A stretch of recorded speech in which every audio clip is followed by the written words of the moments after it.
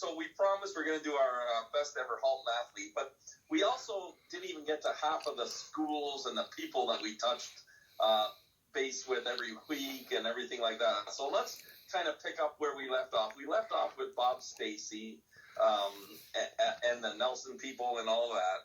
But let's move along to Central High School. And at the football program, you had Coach Coots there, who looked more like the kind of the nutty professor rather than the football coach at times. But, you know, they usually played in Tier 2, and they were always pretty good, Bubs. Yeah, they were really, really good. And there was a time just before that, too, where they were more of a Tier 1 team.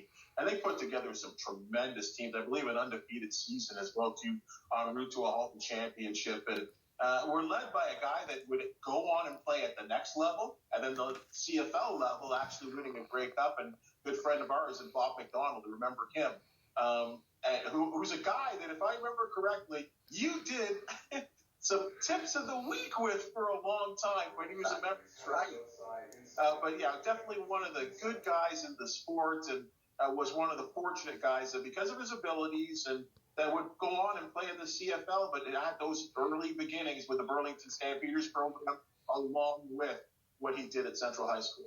Yeah, you're right. They had some good guys there, Jeff McVinney. And then another guy I want to talk about a bit. We can talk to him now. We can talk about him when at Loyola. But Jeff White, who went and played little junior Tiger Cat stuff as well. I was a touch football player, and he played on my team there. He was the center. And this guy is not only an athlete, but an all-around dynamite person as well. And what he does now, he's a teacher. So he has a second career.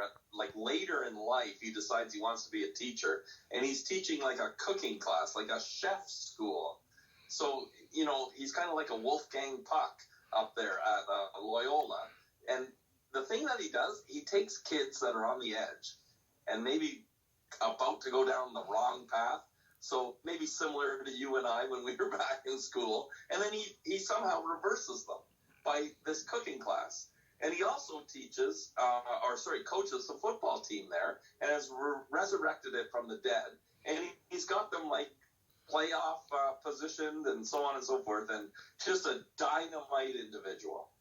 Yeah, a real dynamic guy as well, too. And you talked about the things that he's done in his career, and from Central High School, and worked his way into a restaurant manager and a restaurant owner for many, many years, the Filthy McNasty's chain, one of the best that we've ever had in Halton, quite honestly, in terms of entertainment, family, and just a great place.